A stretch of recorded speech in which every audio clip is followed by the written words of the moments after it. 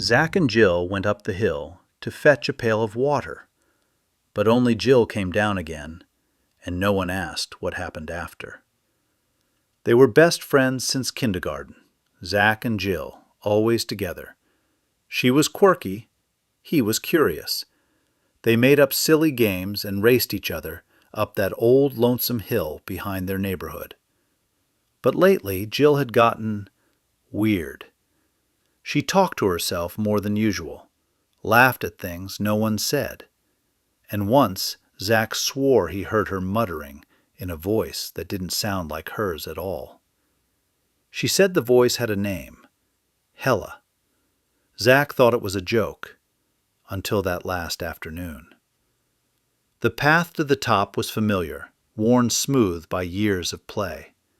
The sky was cloudy, and the air hung heavy, like something was waiting.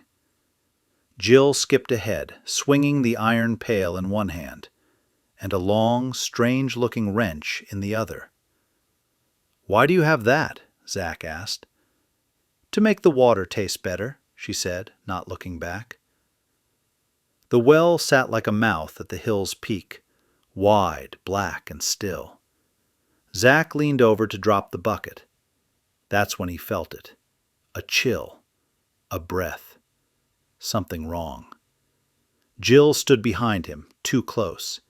She was whispering, but not in her voice. "Let the flame dwindle and the darkness consume," the whisper hissed. Zack turned, but too slowly. Crack! The wrench hit his skull with a sickening thunk. He collapsed to the ground, twitching, groaning. Jill dropped the wrench. Her hands shook. What did I do?" A laugh echoed from somewhere deep inside her. It wasn't hers. Hella was in charge now. She dragged Zack's twitching body to the edge of the well. He was not dead yet. Not yet. But he would be. It took all her strength, but finally she tipped him in. There was a long silence, and then a splash.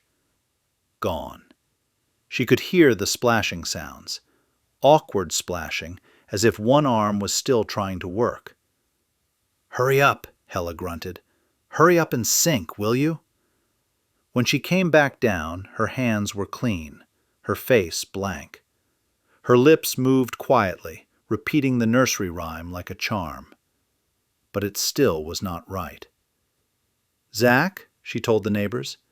"Haven't seen him in a while." No one suspected her. Not sweet, wide-eyed Jill. She still brought water home from the hill every day. But it started tasting funny, like iron, like something old and forgotten.